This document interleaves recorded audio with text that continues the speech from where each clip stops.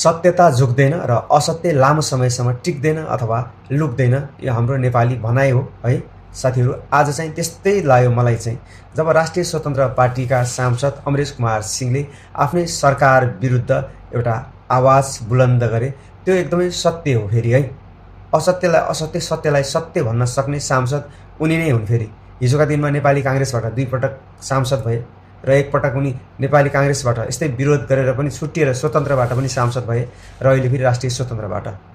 उनी रासोपाका अन्य सांसद जस्तो बिल्ला भिराएर आँखामा पट्टी बाँधेर जनताहरूले जिताएका जस्ता सांसद अफरमा परेका सांसद जस्ता होइनन्।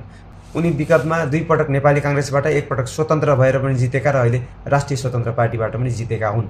उनी जनप्रिय नै हुन् भन्ने लाग्छ मलाई चाहिँ। उनी निष्पक्ष एउटा प्रष्ट आवाज हुन्। उनी चाहिँ कहिले पनि उनीले यो यस्तो यो उस्तो भनेर गलत सहीलाई छुट्याउन सके र जनता माझमा सधैँ लोकप्रिय नै भए।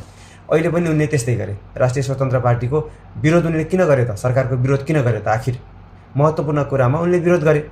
जब नेपालमा यतिखेर बजेट विनियोजनको अथवा बजेट वक्तव्य विशेष छलफल चलिरहेको छ, जब अर्थमन्त्री नै त्यसको मुख्य निर्णायक केन्द्र हुन्, तर अर्थमन्त्री नै छैनन् अनि बजेट विनियोजनको विषयमा छलफल चलिरहेको छ, यो त हुनै नपर्ने कुरा हो। किनकि अर्थमन्त्री छैनन् तर अर्थको विषयमा छलफल भइरहेको छ। उनले आफ्नो 4वटा कार्यकाल खाइसके तबसम्म यस्तो खालको गतिविधि कहिले पनि देखिएन। एकदमै गलत छ। हामीले सही र गलत छुट्याउन सक्नुपर्छ भनेर उनले चाहिँ भनेका छन्। भनेपछि पक्कै पनि सही हो जस्तो लाग्छ मलाई चाहिँ।